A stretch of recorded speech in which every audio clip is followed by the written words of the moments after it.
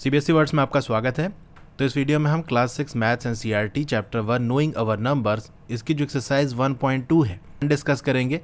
A book exhibition was held for 4 days in a school, यानी एक book exhibition था, यानी कह सकते हो बुक की प्रदर्शनी थी जहाँ पर बहुत सारी किताबें लगी होती हैं, लोग आते हैं, देखते हैं, खरीदते हैं। ठीक है, तो 4 दिन के लिए स्कूल में लगा था। The number of ticket sold at counter, यानी काउंटर पे कितना टिकट बिका, इसके बारे में बात की जा रही है।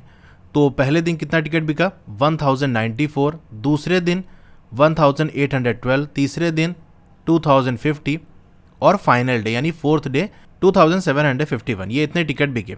तो यहाँ पर जो रिस्पेक्टिवली लिखा है ना, इसका मतलब होता है कि जैसे जैसे बात की जा रही है उसी ऑर्डर में वैल्यूज़ दी है। जैसे यहाँ पर फर्स्ट डे पहले लिखा हुआ है तो जो पहली वैल्यू लिखी होगी वो फर्स्ट डे की होगी। इसी तरह सेकंड लिखा हुआ है तो सेकंड की ये वैल्यू, थर्ड तो थर्ड डे को कितना टिकट बिका वो लिखा होगा। ठीक है, इसी तरीके से फाइनल डे का लास्ट में लिखा होगा। आपको बताना है total number of ticket sold on all the 4 day, तो चारों दिन में कितना टोटल टिकट बिका ये आपको बताना है। तो सीधी सी बात है, पहले दिन जितना बिका, दूसरे दिन, तीसरे दिन, चौथे दिन सबको ऐड कर लोगे तो टोटल आ जाएगा। तो आप लिखोगे ticket sold on first day, first day में कितना टिकट बिका 1094। नेक्स्ट लाइन में लिखोगे ticket sold on second day, तो सेकेंड डे कितना था 1812। इसी तरह थर्ड डे को 2050 और फाइनल डे को 2751। इन सबको आपको जस्ट ऐड कर लेना है। 426017 हो जाएगा, 9110, 1520 का 0 यहाँ, 2 कैरी, 2810 होता है 0 और 7 यानी 17 के 7 यहाँ 1 कैरी हो जाएगा, 2 3 4 5 6 7। तो ये हो जाएगा 7707 टिकट्स। तो इतने टिकट सोल्ड हुए। Total number of ticket sold on all 4 days equals 7707। तो ये आपका आंसर हो गया। इस तरह से आपको लिख के दिखाना है। Shekhar is a famous cricket player, तो शेखर क्या है, एक मशहूर क्रिकेट का प्लेयर है। He has so far scored, सो फार मतलब अभी तक कितना स्कोर कर लिया है 6980 रन इन टेस्ट मैच। तो टेस्ट मैच में उसने कितने रन अभी तक बना लिए हैं 6980। ही विशेस टू कंप्लीट, यानी वो चाहता है कि उसका कंप्लीट हो जाए कितना 10,000 run. How much more run does he need, तो उसे और कितने रन की ज़रूरत पड़ेगी। तो जब कभी भी किसी भी क्वेश्चन में ऐसे बात हो ना कि इतना उसके पास है, इतना बना लिया, इतना कमा लिया, और वो चाहता है कि इतना मिल जाए, इतना हो जाए, इस तरह की चीज़ें जब पूछे तो इसका मतलब आपको डिफरेंस निकालना होता है। तो एक तरीका तो ये हो गया। दूसरा तरीका किसी भी क्वेश्चन को करने का ये होता है कि उसको छोटे लेवल पे देखो, यानी इस प्रॉब्लम को बहुत छोटा कर लो, इस तरह से कर लो कि आपको समझना आसान हो जाए। फॉर एग्जाम्पल, आपके पास 3 रुपीज़ है और आप चाहते हो कि मेरे पास 5 रुपये आ जाए क्योंकि 5 रुपये की मुझे कोई चीज़ खरीदनी है। तो आपको कितना रुपये और चाहिए होगा, आप कहोगे 2 रुपीज़, 2 और मिल जाएगा तो ये 5 के बराबर हो जाएगा। तो ये 2 वैल्यू आपने कैसे निकाली, जितना आप चाह रहे हो कि हो जाए और जितना अभी है उसमें माइनस कर दोगे तो 2 आ जाएगा। तो यही चीज़ यहाँ पर भी है कि इतना रन उसका बन गया, वो चाह रहा है कि इतना हो जाए, तो इसमें से क्या करना पड़ेगा आपको 10,000 में से इस वाली वैल्यू को माइनस करना पड़ेगा। तो यहाँ पर आप स्टेटमेंट लिखोगे रन्स स्कोर्ड बाय शेखर सो फार, यानी अभी तक शेखर ने कितने रन बना लिए हैं 6980। Runs he wishes to complete, कितना रन उसे कंप्लीट करना है, कितना चाह रहा है वो 10,000। तो हमसे पूछ रहा है how much more run does he need, तो यहाँ पर आप लाइन लिखोगे number of more runs he need. ये कितना हो जाएगा, तो हम क्या करेंगे, डिफरेंस निकालना है तो बड़े में से छोटे को माइनस कर देंगे, यानी हम 10,000 माइनस कर देंगे 6980। तो यहाँ पर हम साइड में माइनस कर लेंगे, 0 में 0 गया तो 0 बचा, यहाँ पर 0 है, कैरी लेगा तो 10 हो जाएगा, 10 में से 8 गया तो बचा 2, यहाँ से कैरी लिया था तो ये 9 हो जाएगा, 9 में से 9 गया तो 0, इधर से कैरी लिया था तो ये 9 हो जाएगा, 9 में से 6 गया तो 3 बचा, 3020। तो हमारा आंसर क्या आ जाएगा 3020 रन्स, इतने रन उसको चाहिए होंगे। इन एन इलेक्शन, यानी कोई इलेक्शन हुआ है, द सक्सेसफुल कैंडिडेट, यानी जो कैंडिडेट सक्सेसफुल हुआ, यानी जो इलेक्शन में जीता है, रजिस्टर्ड 5,77,500 वोट्स, तो जीते हुए कैंडिडेट को कितना वोट मिला है, इतना वोट मिला है। And his nearest rival secured 3,48,700 vote. Rival का मतलब जो आपके खिलाफ खड़ा होता है, जैसे कोई इलेक्शन में खड़ा होता है ना तो एक आदमी तो खड़ा नहीं होता, कई लोग खड़े होते हैं। तो जो सबसे करीब वाला राइवल था, यानी जो सेकंड नंबर पे वोट पाया है, जैसे आप क्लास में फर्स्ट सेकंड रैंक आती है ना, तो जिसके सबसे ज़्यादा नंबर होते हैं, सबसे ज़्यादा मार्क्स इनके होते हैं एग्ज़ाम में, तो फर्स्ट रैंक आती है। उसके बाद जिसके मार्क्स सबसे ज़्यादा होते हैं तो वो सेकंड रैंक आती है। तो सेकंड वाले की बात कर रहा है, फर्स्ट वाला कितना पाया है ये वोट दिया हुआ है, और सेकंड रैंक वाला कितना वोट पाया है ये आपको दिया हुआ है। कह रहा भाई what margin did the successful candidate win the election, यानी कितने मार्जिन से जो सक्सेसफुल कैंडिडेट है जिसने इलेक्शन जीता है तो कितने मार्जिन से उसने इलेक्शन जीता है। तो देखो मार्जिन का मतलब यहाँ डिफरेंस की बात की जा रही है कि इनके वोट में कितना डिफरेंस है, ठीक है। तो ये वर्ड आप ध्यान रखना जब भी आपसे पूछे कितने मार्जिन से ये ज़्यादा है कितने मार्जिन से कम है, ठीक है। तो मार्जिन वर्ड का मतलब ये है कि उन दो चीज़ों के अंदर आपको डिफरेंस बताना है, कितने का अंतर है। तो चलिए हम इसे कर लेते हैं। तो हम लिखेंगे votes registered by successful candidate, कितना सक्सेसफुल वाले को मिला है 5,77,500। Vote secured by nearest rival, यहाँ देखो जो वर्ड्स मैंने यूज़ किए हैं वो वही वाले हैं जो क्वेश्चन में दिए हुए हैं, ताकि आप अपने से जब इस तरह से आंसर दो तो आपको ये मालूम हो कि किस तरह से हमको स्टेटमेंट लिखना होता है, किस तरह से आंसर में लिखना होता है। जैसे जो सक्सेसफुल कैंडिडेट है वो वोट कितना पाया उसके लिए देखो वर्ड यूज़ किया रजिस्टर, यानी कितना उसने वोट रजिस्टर किया, यानी कितना वोट मिला है, वही मतलब होता है। इसी तरह से जो आपका नियरेस्ट राइवल की बात कर रहा है तो वहाँ पर रजिस्टर नहीं लिखा हुआ, सिक्योर्ड लिखा हुआ है। तो इसीलिए देखो मैंने सक्सेसफुल के लिए रजिस्टर्ड यूज़ किया है और जो नियरेस्ट राइवल है जैसा क्वेश्चन में सिक्योर्ड लिखा था तो वही चीज़ मैंने यहाँ पर लिखी है। तो जैसा क्वेश्चन में दिया है वैसा ही आपको उतार लेना। अब जरूरी नहीं कि यही लिखो, दूसरी तरह से भी लिखा जा सकता है, लेकिन ऐसा आपको याद रखने में आसान होगा और समझने भी आपको आसान होगा। यानी नए क्वेश्चन में आप खुद से इस तरह से स्टेटमेंट लिख सकते हो। तो इसको कितना मिला है 348,700। तो सिंपल देखो इसको हम माइनस कर देंगे, 0 में 0 गया तो 0 बचा, यहाँ से 0 बचा, 5 है यहाँ कैरी लेना पड़ेगा, 15 इसमें 7 गया तो हमारा 8 बचा, कैरी लिया था तो 7 का 6 हो जाएगा।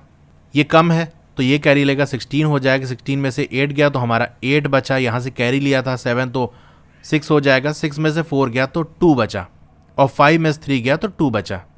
अब आप एक लाइन लिखोगे margin by which successful candidate win the election is 2,28,800 votes. तो ये आपका आंसर हो गया। इस तरह से आपको लिख के दिखाना है। Kirti book store sold book worth ₹2,85,891 in first week of June. तो एक बुक स्टोर है कीर्ति बुक स्टोर, उसने क्या किया है किताब बेची है कितने रुपए की, इतने रुपए की जून के पहले हफ्ते में। And book worth ₹4,07,68 in second week of the month, यानी उसी महीने के जून वाला महीने की बात है। तो पहले हफ्ते में इतना बेचा, दूसरे हफ्ते में इतना बेचा। इसमें हमसे ही पूछ रहा है how much was the sale for the 2 week together. तो दोनों हफ्तों को मिला ले तो कितनी सेल हुई, टोटल कितनी सेल हुई, ये आपको बताना है। आगे एक और चीज़ पूछ रहा है in which week was the sale greater and by how much. तो पहले जो हमारा पार्ट है उसको हम कर लेते हैं कि दोनों का अगर हम टुगेदर कर लें, मिला लें, तो कितने की सेल हुई। तो आप लिखोगे book sold in first week, तो पहले हफ्ते में कितनी बिकी है 285,891। Book sold in second week, तो सेकेंड वीक में कितनी बिकी है 400,768।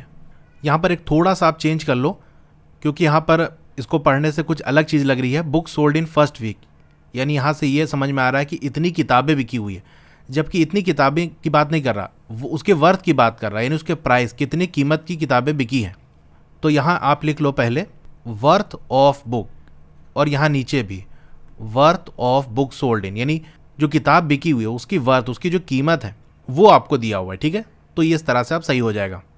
Number of book sold in both weeks together, तो इन सबको मिला लें टुगेदर, यानी इनको ऐड करना पड़ेगा। तो सिंपल आप जो ऊपर दोनों लिखा हुआ उसको ऐड कर लो, 1 + 8 आपका ये 9 हो जाएगा।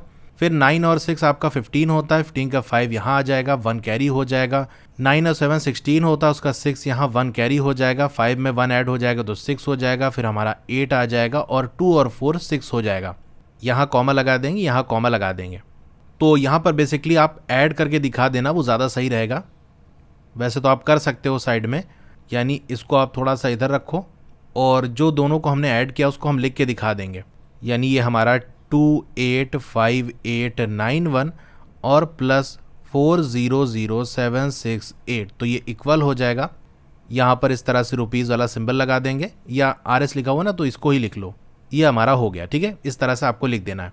तो अभी हमारा एक पार्ट इसका हुआ। आगे पूछ रहा है in which week was the sale greater, तो किस वीक में ज़्यादा सेल हुई, यानी ज़्यादा पैसा किस हफ्ते में आया। सीधा देख सकते हो दूसरे हफ्ते में आया, यहाँ पर 4 लाख समथिंग बिका हुआ है, तो यही हम लिख देंगे। The sale of book was highest in the second week, तो दूसरे हफ्ते में ज़्यादा सेल हुई। एंड बाई हाउ मच, कितना ज़्यादा हुई, अब जैसे कि मैंने पहले क्वेश्चन में बताया है कि अगर क्वेश्चन ना समझ में आए कि इसमें क्या करना है तो आप उस प्रॉब्लम को छोटा कर लिया करो। जैसे मान लो आपके पास 8 रुपीज़ है और आपके दोस्त के पास 10 रुपीज़ है। अब मैं पूछूं कि आपके दोस्त के पास कितना ज़्यादा है आपसे, तो कहोगे बस 2 ही ज़्यादा है, 2 और मिल जाएगा तो हमारा उसका बराबर हो जाएगा। तो ये 2 आपने कैसे निकाला, जो बड़े वाला था हमारा 10 था उसमें से 8 माइनस कर दिया तो 2 आ गया। तो यहाँ पर भी हम यही करेंगे कि पूछ रहा है कितना ज़्यादा है, तो उन दोनों का डिफरेंस निकाल लेंगे तो पता चल जाएगा कितना ज़्यादा है। Difference in the sale of both weeks, तो डिफरेंस कितना आएगा, जैसा कि मैंने आपको बताया कि जो बड़ा वाला हमारा है ₹4,0768, इसमें से हम माइनस कर देंगे ₹2,85,891। तो यहाँ पर जब माइनस कर लोगे तो आपका आ जाएगा 1,14,877, ये रुपीज़ है, ठीक है। फिर एक फाइनल लाइन आप लिखोगे देयरफॉर, इसीलिए हम ये कह सकते हैं सेल इन किस में ज़्यादा है उसको हम लिखेंगे सेकंड में ज़्यादा है तो हम लिखेंगे sale in second week was greater. पूछ रहा ग्रेटर बाई हाउ मच, तो हाउ मच तो आंसर हमने निकाल लिया कि इतना, जो वैल्यू हमने निकाली है। तो greater by ₹1,14,877। Sale in second week was greater by ₹1,14,877 than in first week. तो हमको फर्स्ट वीक से कंपेयर करके बताना था ना, तो इसीलिए हमने बता दिया कि कितना ज़्यादा है, इतना ज़्यादा है फर्स्ट वीक से अगर हम कंपेयर करें। तो ये लाइन आपको लिख देनी है। तो मैं आपको देखो यहाँ ये भी बता रहा हूँ कि कैसे आपको स्टेटमेंट लिखना है, कहाँ से लाइन उठाना। क्वेश्चन के अंदर ही जो चीज़ें हैं उसी से आपको आंसर में लिखना है।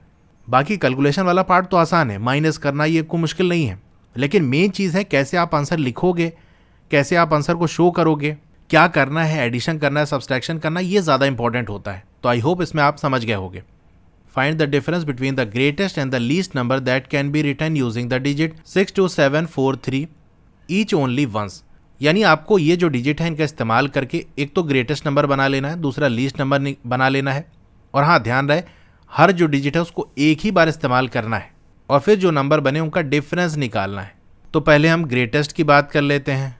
ग्रेटेस्ट क्या बनेगा, आपने पहले पढ़ा होगा तो सब सीखे होगे। सबसे बड़ी डिजिट सबसे पहले आएगी, 7 आ गया। उसके बाद कौन बड़ा, आप कहोगे 6 आएगा, फिर 4 आएगा, फिर 3 आएगा, फिर 2 हो जाएगा। लीस्ट की बात करें, सबसे छोटा नंबर कौन बनेगा, तो कैसे लिखते हैं, सबसे छोटी डिजिट सबसे पहले आएगी, फिर उसके बाद जो बची है उनमें सबसे छोटा कौन है, 3 है, फिर हमारा 4 आ जाएगा, फिर हमारा 6 आ जाएगा और 7। अब इन दोनों का डिफरेंस निकालना है तो यही लाइन आप लिख दोगे, difference between both the numbers equals. तो ऐसे माइनस करके आप दिखा दो 7 6 4 3 2, बड़ा वाला पहले लिखेंगे, माइनस करेंगे 2 3 4 6 7। तो इसकी वैल्यू क्या आ जाएगी, साइड में कहीं आप माइनस करके देख लो। तो इसको माइनस करते हैं, देखो ऊपर 2 है, कैरी लेना पड़ेगा, 12 हो जाएगा, 12 में 7 गया, बचेगा 5, कैरी लिया था 3 का, ये 2 हो जाएगा, इसको कैरी लेना पड़ेगा तो 12 हो जाएगा, 12 में 6 गया, बचा 6, ये 4 था, कैरी दे दिया था तो इसको 3 हो जाएगा, फिर ये कैरी लेगा 13 हो जाएगा, 13 में से 4 गया तो हमारा 9 बचेगा, 6 था, कैरी दिया था, ये 5 हो जाएगा, 5 में 3 गया, बचा 2 और 7 में से 2 गया, 5 बचा।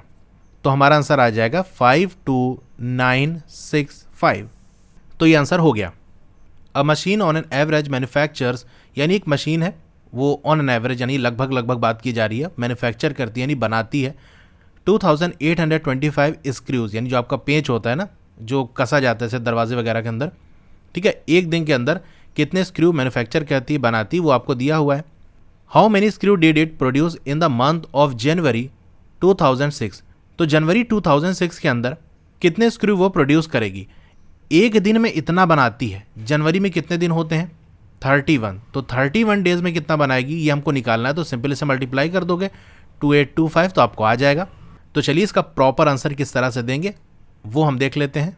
पहली लाइन आप लिखोगे number of screws manufactured in a day, एक दिन में कितना हो रहा है, उसमें कितने दिन होते हैं 31 डेज। हैंस तो एक दिन का हमको पता चल गया, 31 डेज का कितना होगा, number of screws manufactured in 31 days equal हो जाएगा 2825 मल्टीप्लाई बाई 31। तो चलिए साइड में हम मल्टीप्लाई कर लेते हैं, 1 5 5 हो जाएगा और ये 2 हो जाएगा, 8 और 2, फिर यहाँ 0 लगाएंगे या क्रॉस जो भी आप लगाते हो, 3 5 15, 15 का 5, यहाँ 1 कैरी, 3 2 6 और ये 7 हो जाएगा। 3 8 24, 24 का 4 यहाँ 2 कैरी, 3 2 6 7 8, इसे बस आपको ऐड कर लेना, ये 5 हो जाएगा और 2 5 7 हो जाएगा। 8 7 15, 15 का 1 कैरी 6 और ये 7 हो जाएगा और 8 हो जाएगा। तो यहाँ से हमारी वैल्यू क्या आ जाएगी 8 7 5 7 5।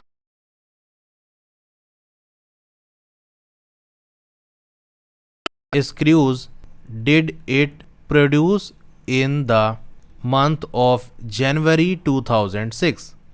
तो ये हो गया इसका आंसर। इस चैप्टर की और वीडियोस अगर आप, तो ये हो गया इसका आंसर। अ मर्चेंट हैड, यानी एक सौदागर है, सौदा वगैरह लेता है, खरीदता बेचता है सामान।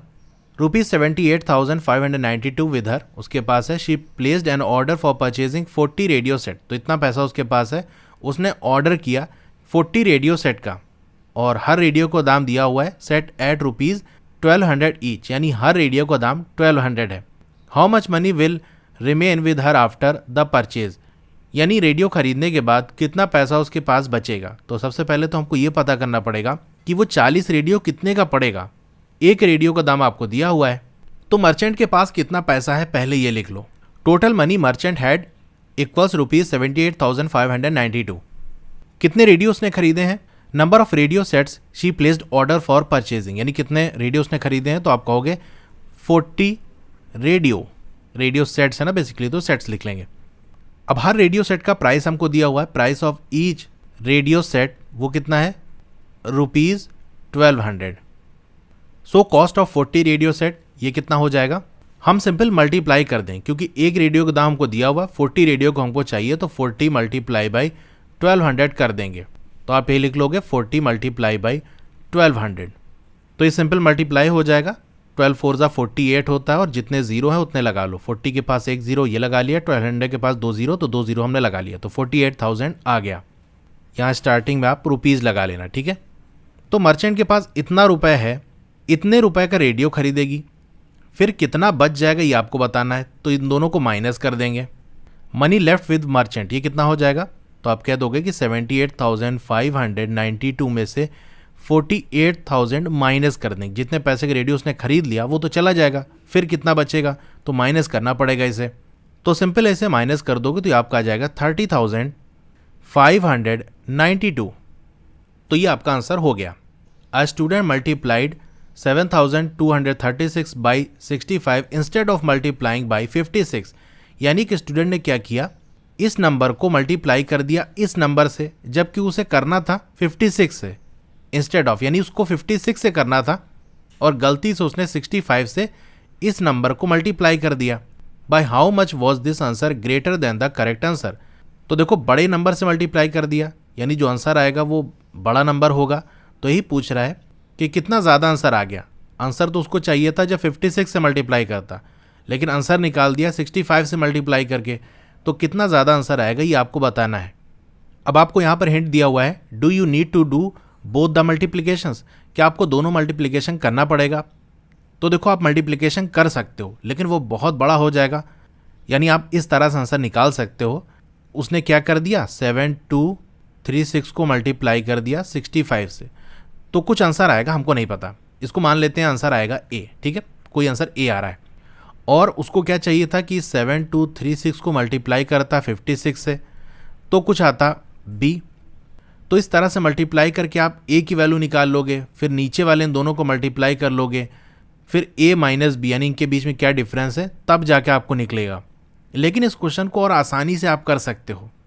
कैसे कर सकते हो भाई, जितने की गलती हुई थी वो देख लो, यानी उसको मल्टीप्लाई करना था 56 से, उसने कर दिया 65 से, तो इनका डिफरेंस निकाल लो, यानी 65 में से 56 माइनस कर दो, तो 15 में से 6 चला गया, तो बचेगा हमारा 9। तो ये 9 नंबर आ गया, यानी इसने ऐसा नंबर लिया जो 9 ज़्यादा था। तो कितना ज़्यादा आंसर आएगा यही आपको बताना है। तो जितना ज़्यादा नंबर उसने ले लिया है उसी को अगर हम मल्टीप्लाई कर दें तो हमारा आंसर आ जाएगा, ठीक है। तो चलिए हम करके देखते हैं यहाँ पर क्या करना है हमको।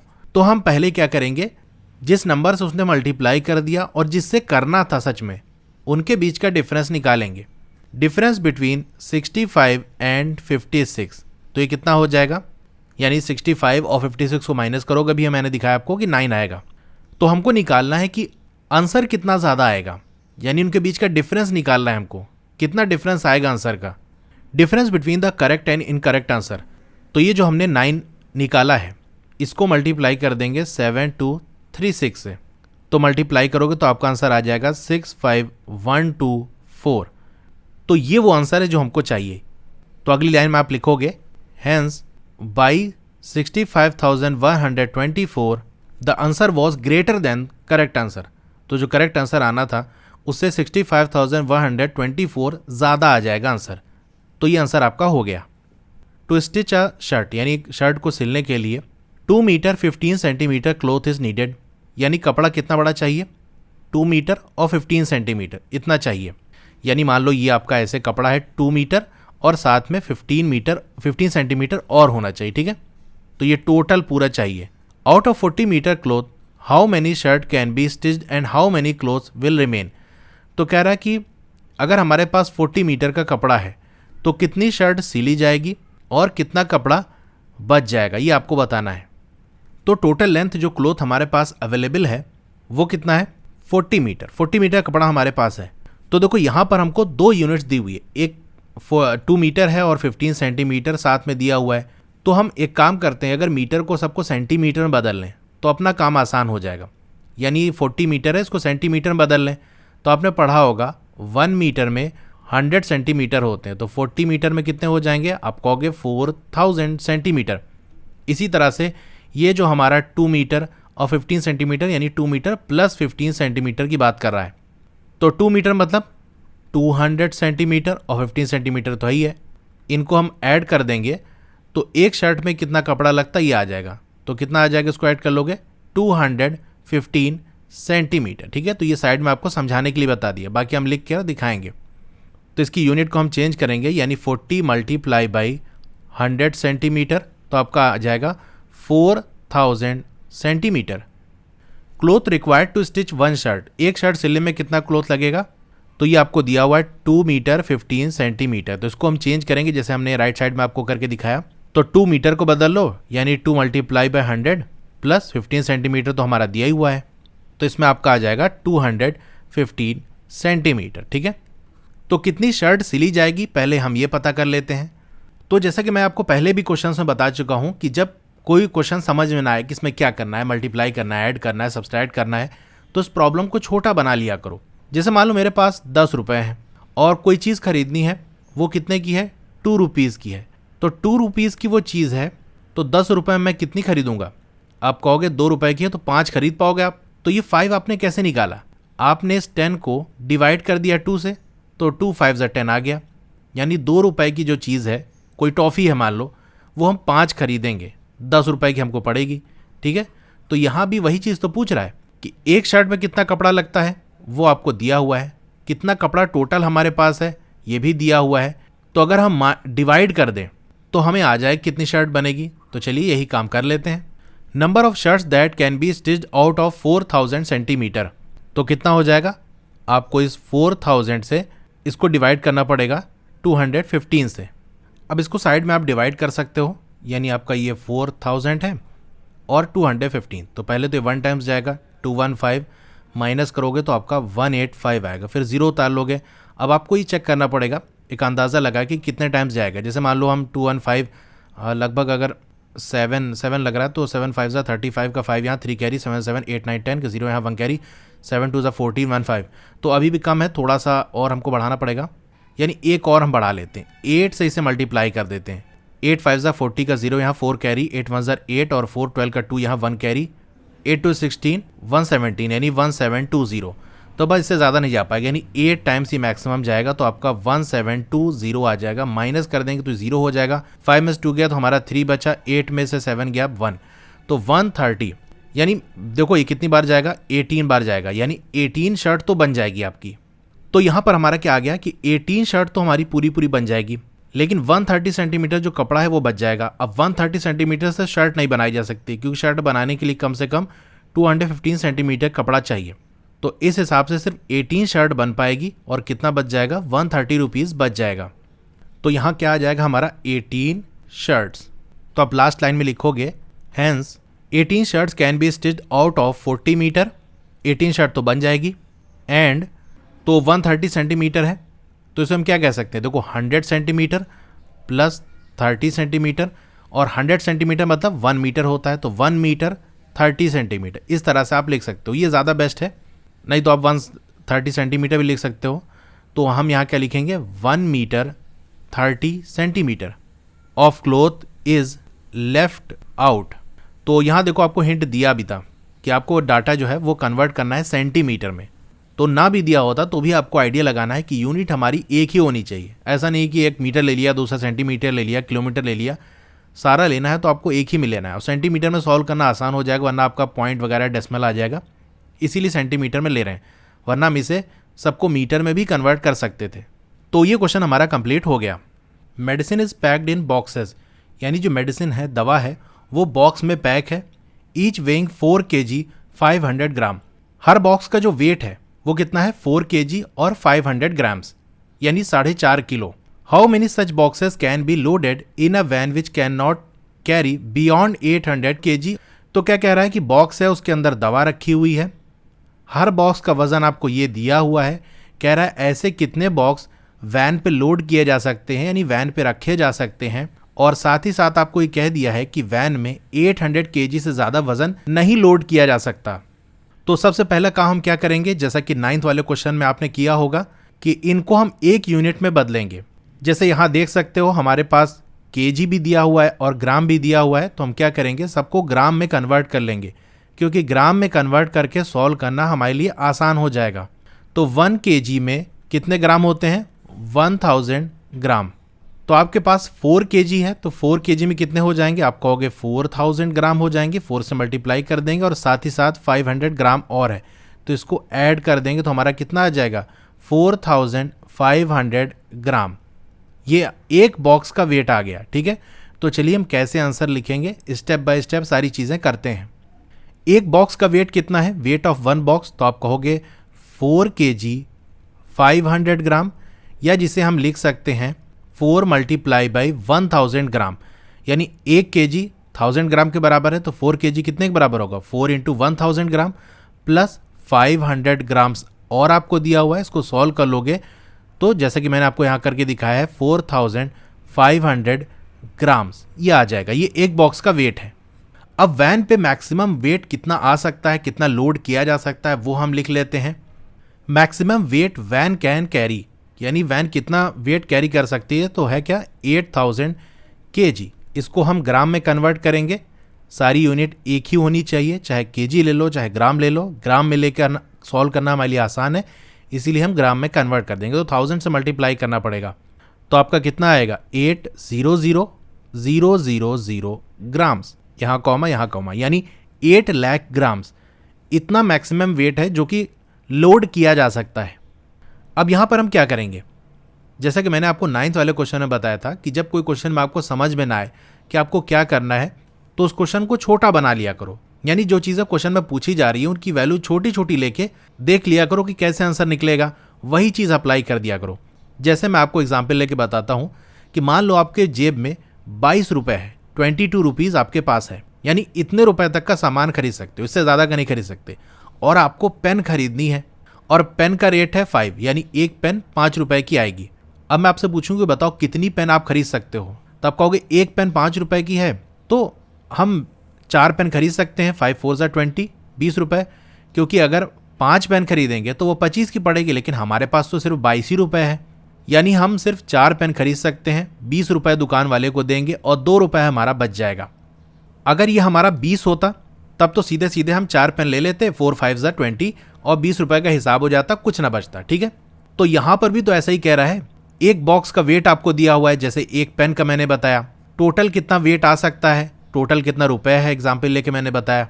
तो ये जो हमारा वैल्यू आई कि कितनी पेन, तो आप कहोगे 4 पेन। तो 4 कहाँ से आया, आपने इस 20 को 5 से डिवाइड किया, 5 4 ज़ा 20 तब आया। वैसे तो आप सीधे सीधे जोड़ लोगे, 5 4 ज़ा 20 यानी 4 पेन हम लेंगे तो 20 रुपये की हो जाएगी।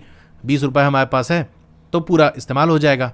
तो यहाँ पर कैलकुलेशन करोगे तो आपको डिवाइड करना पड़ेगा। तो यही चीज़ हम यहाँ पर भी करेंगे, जो टोटल है उसको न्यूमरेटर में ऊपर रखेंगे और एक बॉक्स का जो वेट है उसको नीचे रखेंगे, और फिर जो वैल्यू आएगी वो ये बताएगी कि कितने बॉक्स उस वैन पे लोड किए जा सकते हैं। तो आप लिखोगे hence number of boxes that can be loaded in van, ये कितना हो जाएगा 8 लाख, तो हमारा ये ऊपर हो जाएगा डिवाइडेड बाई 4500।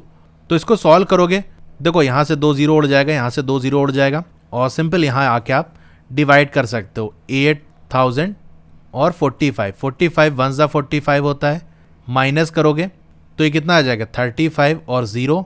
फिर आपको चेक करना पड़ेगा कि 45 किससे मल्टीप्लाई करें कि 350 या उससे कम आ जाए। तो 45 को अगर 7 से मल्टीप्लाई करोगे तो आपका 315 आ जाएगा। फिर माइनस करना है तो यहाँ से कितना बचेगा 35 बचेगा और 0, फिर ये 7 टाइम्स जाएगा और कितना आ जाएगा 315। अब माइनस करोगे तो आपका 35 आ जाएगा, यानी हम 177 बॉक्स वैन पे लोड कर सकते हैं। अब ये जो 35 बचा इसका मतलब क्या है कि 35 केजी का और सामान हम उस पर रख सकते हैं, लेकिन हमारा एक बॉक्स 4500 ग्राम्स का है, तो जैसे ही एक बॉक्स और हम बढ़ाएंगे तो वेट ज़्यादा हो जाएगा। तो हम क्या कहेंगे, चलो थोड़ा कम ही सही, लेकिन यहाँ पर हमसे कह दिया ना कि 800 केजी से ज़्यादा नहीं हो सकता, तो कम तो हो सकता है ना, तो हम कम रख लेंगे इसे, यानी यहाँ डिवाइड करने पे आपकी वैल्यू आ जाएगी 177। तो ये क्या हो गया बॉक्सेस। तो ये आपका आंसर हो गया। The distance between the school and house of a student is 1 kilometre 875 metre. कोई स्टूडेंट है, उसका जो घर है और स्कूल है उसके बीच की डिस्टेंस दी हुई, कितनी दूरी है उनके बीच में, तो वो कितना है 1 kilometre 875 metre. Everyday she walks both ways, रोज़ाना वो चल कर जाती है। बोथ वेज का मतलब वो घर से स्कूल जाती है और फिर स्कूल से घर आती है। आप भी तो ऐसे ही करते हो, जब भी आप घर से स्कूल जाते हो उस दिन स्कूल से वापस भी तो आते हो घर। तो जब वो घर से स्कूल जाएगी तब कितना वो उसे ट्रेवल करना पड़ेगा 1 किलोमीटर 875 मीटर, और फिर जब स्कूल से घर आएगी तो फिर से उसको 1 किलोमीटर 875 मीटर ट्रेवल करना पड़ेगा। यानी ये जो दूरी है 1 किलोमीटर 875 मीटर उसे 2 बार तय करनी पड़ेगी, एक बार घर से स्कूल फिर स्कूल से घर। तो एक दिन में ये जो इसकी डिस्टेंस है उसका डबल ट्रेवल करती है। Find the total distance covered by her in 6 days. तो 6 दिन के अंदर वो टोटल कितनी डिस्टेंस कवर करेगी आपको बताना है। तो चलिए इसे हम सॉल्व करते हैं। तो पहले हमको क्या दिया हुआ है, डिस्टेंस दी हुई है उस स्टूडेंट के घर और स्कूल के बीच में, तो यही हम लिख लेंगे। Distance between school and house of a student कितना दिया हुआ है 1 किलोमीटर 875 मीटर। तो जैसा कि आपने पिछले क्वेश्चन में भी किया होगा कि अगर एक से ज़्यादा यूनिट्स दी होती है तो हम क्या करते हैं उन सबको एक यूनिट बना लेते हैं। जैसे यहाँ पर किलोमीटर है, ये मीटर है, तो हम क्या करेंगे दोनों को ही मीटर बना लेंगे। तो 1 किलोमीटर को हम मीटर बनाएंगे तो क्या होगा, 1 किलोमीटर में कितने मीटर होते हैं, आप कहोगे 1000 मीटर होते हैं, और इसके साथ साथ 875 मीटर और दिया हुआ है, तो ये टोटल कितना आ जाएगा 1875 मीटर। तो ये डिस्टेंस है उस स्टूडेंट के स्कूल और घर के बीच में। अब क्योंकि वो वॉक करके जाती है दोनों तरफ, यानी घर से स्कूल और फिर स्कूल से घर, तो यही चीज़ आप लिखोगे। Since she walk both ways, तो वो दोनों तरफ जाती है, इसीलिए हम कह सकते हैं the distance travelled by student in 1 day. तो एक दिन में वो कितना डिस्टेंस ट्रेवल करेगी, जब घर से स्कूल जाएगी तो वो 1875 मीटर ट्रेवल करेगी, फिर जब स्कूल से घर आएगी तब वो 1875 मीटर ट्रेवल करेगी। तो इन दोनों को ऐड कर लोगे तो कितना हो जाएगा 3750 मीटर। तो एक दिन में वो इतना ट्रेवल करेगी। हमको बताना है कि 6 दिन में कितना ट्रेवल करेगी, तो यही चीज़ हम लिख लेते हैं। The distance travelled by student in 6 days. तो 6 डेज में कितना डिस्टेंस ट्रेवल करेगी, एक दिन में हमारा कितना है 3750 मीटर। तो 6 डे में 6 से हम मल्टीप्लाई कर देंगे, सिंपल इसे मल्टीप्लाई कर लोगे, 6 0 ज़ा 0, 6 5 ज़ा 30 का 0 यहाँ 3 कैरी, 6 7 ज़ा 42 और 3 जो कैरी था 45 हो जाएगा, तो 5 यहाँ 4 कैरी, 6 3 ज़ा 18 और 4 जो कैरी का था तो 22 हो जाएगा, 2250 मीटर। तो एक फाइनल लाइन आप लिखोगे, therefore total distance covered by student in 6 days. ये कितना हो जाएगा, चाहे तो ये वैल्यू जो हमने निकाली है उस तरह से यानी मीटर में लिख लो, या जैसे हमको देखो क्वेश्चन में दिया है ना, जो पूरा किलोमीटर बन जाए उसको एक तरफ लिख लो और जो पूरा किलोमीटर ना बन पाए उसे एक तरफ लिख लो। यानी 1 किलोमीटर कब बनेगा, जब 1000 मीटर होगा। तो यहाँ पर 1000 से कम है इसीलिए मीटर लिखा हुआ है, यानी 1 किलोमीटर इक्वल होता है 1000 मीटर के। अब यहाँ पर हमारा कितना है, देखो 22,500 है, तो 22,000 को हम एक तरफ कर सकते हैं। कहने का मतलब ये है कि 22,000 प्लस 500 इस तरह से हम लिख सकते हैं। तो 1000 हमारा 1 किलोमीटर है, 22,000 कितना होगा 22 किलोमीटर, तो 22 किलोमीटर और प्लस हमारा 500 मीटर। तो इस तरह से आप लिख सकते हो कि 22 किलोमीटर 500 मीटर। तो जिसको ना समझ में आया हो कि हमने इस तरह से कैसे लिख लिया, उसको मैं एक बार फिर से बता देता हूँ। क्योंकि हमारा 1 किलोमीटर इक्वल होता है 1000 मीटर के, तो 1000 वाला टर्म एक तरफ कर लेंगे। ये जो लिखा हो उसे आप क्या पढ़ोगे 22,500। तो 1000 वाला हमको अलग कर लेना है और 100 या 10 से इस तरह की जो चीज़ है उसको एक तरफ कर लेना है। तो जब पढ़ते हो तो क्या पढ़ते हो 22,000, बस इतना आप रख लो, ठीक है 22,000 और 500 आपका अलग हो जाएगा, ठीक है। और 1000 हमारा क्या है, यानी 1000 मीटर हमारा 1 किलोमीटर है, तो इसीलिए 22 किलोमीटर हो जाएगा। और 500 जो हमने अलग किया था, क्योंकि हमारी यूनिट यहाँ पर मीटर थी, इसलिए ये मीटर ही रहेगा, ठीक है। तो इस तरह से हमने लिखा, तो ये आपका आंसर हो गया। A vessel has 4 litres and 500 ml of curd. एक वेसल है यानी एक बर्तन है, उसके अंदर कितना कर्ड है, कितना दही है, 4 लीटर एंड 500 मिलीलीटर, यानी 4 लीटर तो पूरा पूरा है और उसके अलावा 500 ml और है उस बर्तन के अंदर। तो ऐसे मान लेते हैं हमारा ये कोई बर्तन है और इसके अंदर ये दही भरी हुई है। कितना दही है, 4 litre 500 millilitre. In how many glasses each of 25 ml capacity can it be filled. हमसे यहाँ ये पूछ रहा है कि कितने ग्लास और हर ग्लास की जो कैपेसिटी है, यानी उसके अंदर कितना कोई चीज़ भरी जा सकती है। जैसे यहाँ पर कर्ड की बात हो रही है ना, दही की बात हो रही है, तो हम कह सकते हैं कि एक ग्लास के अंदर कितनी दही भरी जा सकती है 25 ml, यानी 25 मिलीलीटर। तो ऐसे कितने ग्लास की ज़रूरत पड़ेगी कि जो दही सारा का सारा बर्तन में है वो ग्लास के अंदर आ जाए, कितने ग्लास हमें रिक्वायर्ड होंगे। यानी ऐसे हम मान लेते हैं हमारे ये ग्लासेस हैं और हर ग्लास की जो कैपेसिटी है वो कितनी है 25 ml, कितने ग्लास की ज़रूरत पड़ेगी। तो जैसा कि मैं बहुत सारे क्वेश्चन में आपको बता चुका हूँ कि जब किसी क्वेश्चन में ये समझ में ना आए कि इसमें हमको क्या करना है, तो आप उस क्वेश्चन को छोटा बना लिया करो, यानी छोटी छोटी वैल्यूज़ को लेके और देख लिया करो कि हमको क्या करना पड़ेगा। तो चलिए मैं आपको एग्जाम्पल से बताता हूँ। जैसे मान लो हमारे पास कोई बर्तन है, ठीक है, उसके अंदर वाटर भरा हुआ है और वाटर कितना है 6 लीटर, और बर्तन से जो पानी है वो ग्लास के अंदर हमको भरना है। तो ये हम मान लेते हैं हमारा ये ग्लास है और एक ग्लास के अंदर कितना पानी आ सकता है, तो वो हम मान लेते हैं 2 लीटर, यानी हमारा ग्लास कैसा है कि उसके अंदर 2 लीटर पानी आ सकता है। मैं आपसे पूछूं बताओ कितने ग्लास की ज़रूरत पड़ेगी कि पानी जो कि बर्तन में है वो ग्लास के अंदर आ जाए। तो आप कहोगे एक ग्लास के अंदर 2 लीटर, तो हम एक और ग्लास ले लेंगे, तो इसके अंदर भी 2 लीटर भरा जा सकता है और एक और ग्लास हम ले लेंगे, ठीक है, इसके अंदर भी 2 लीटर आ सकता है। तो ये 2 + 2 + 2 6 लीटर हो जाएगा। तो आप कहोगे हम 3 ग्लास की ज़रूरत पड़ेगी ये जो पानी बर्तन में है उसको ग्लास में लेने के लिए। तो ये 3 वैल्यू आपने कैसे निकाली, आपने 6 को 2 से डिवाइड कर दिया तो 3 आ गया। यानी जो पानी बर्तन में है उसको डिवाइड ही तो कर रहे हो, अलग अलग ग्लास में बांट ही तो रहे हो, कुछ इसमें और कुछ इसमें। तो एक बात यहाँ समझ गए कि हमको यहाँ पर क्या करना पड़ा, डिवाइड करना पड़ा। तो डिवाइड करने से ये पता चल जाएगा कितने ग्लास की ज़रूरत पड़ेगी। तो बिल्कुल ऐसा ही क्वेश्चन हमें ये दिया हुआ है, तो यहाँ पर भी हमें डिवाइड करना पड़ेगा। यानी टोटल जो बर्तन के अंदर दही है 4 लीटर 500 ml, इसको डिवाइड कर देंगे। एक ग्लास की जो कैपेसिटी है कितना है 25 ml, जैसा कि हमने एक ग्लास की कैपेसिटी जो कि 2 लीटर थी वाटर वाले एग्जाम्पल में उससे डिवाइड कर दिया था। तो समझ गए यहाँ पर हम क्या करेंगे, डिवाइड करेंगे। तो चलिए हम पूरा आंसर कैसे लिखेंगे वो देख लेते हैं। तो पहली चीज़ हमको क्या दिया हुआ है कि बर्तन के अंदर कितनी दही है, यही चीज़ हम लिख लेते हैं। कितना दिया हुआ है 4 लीटर 500 मिलीलीटर। आप ये जानते होंगे कि 1 लीटर में 1000 मिलीलीटर होते हैं। इस तरीके से 4 लीटर में कितने हो जाएंगे, 4 से मल्टीप्लाई कर दो 4000 मिलीलीटर हो जाएंगे। तो यहाँ हम लिख सकते हैं 4000 मिलीलीटर और 500 मिलीलीटर और साथ में है तो इसको ऐड कर देंगे। टोटल हमारा कितना आ जाएगा 4500 मिलीलीटर। बर्तन में इतना दही है। अब एक ग्लास के अंदर कितनी दही आ सकती है, उसकी क्या कैपेसिटी है वो लिख लो। Capacity of 1 glass equals 25 millilitre. Therefore number of glasses that can be filled with curd. तो कितने ग्लास की ज़रूरत पड़ेगी कि जो दही बर्तन में है वो ग्लास के अंदर फिल हो जाए। जैसे कि मैंने आपको बताया कि टोटल जो बर्तन के अंदर दही है उसको ऊपर लिखेंगे कितना है 4500 मिलीलीटर, और एक ग्लास के अंदर कितनी दही आ सकती है उससे डिवाइड कर देंगे, 25 से डिवाइड कर देंगे। तो जब 25 से आप डिवाइड करोगे उसकी वैल्यू आ जाएगी 180 ग्लासेस। तो यहाँ एक फाइनल लाइन आप लिखोगे, hence 180 glasses can be filled with curd. तो 180 ग्लास अगर हम ले लें तो बर्तन में जितनी दही है वो पूरा का पूरा ग्लास में हम ट्रांसफ़र कर सकते हैं। तो ये आपका क्वेश्चन हो गया।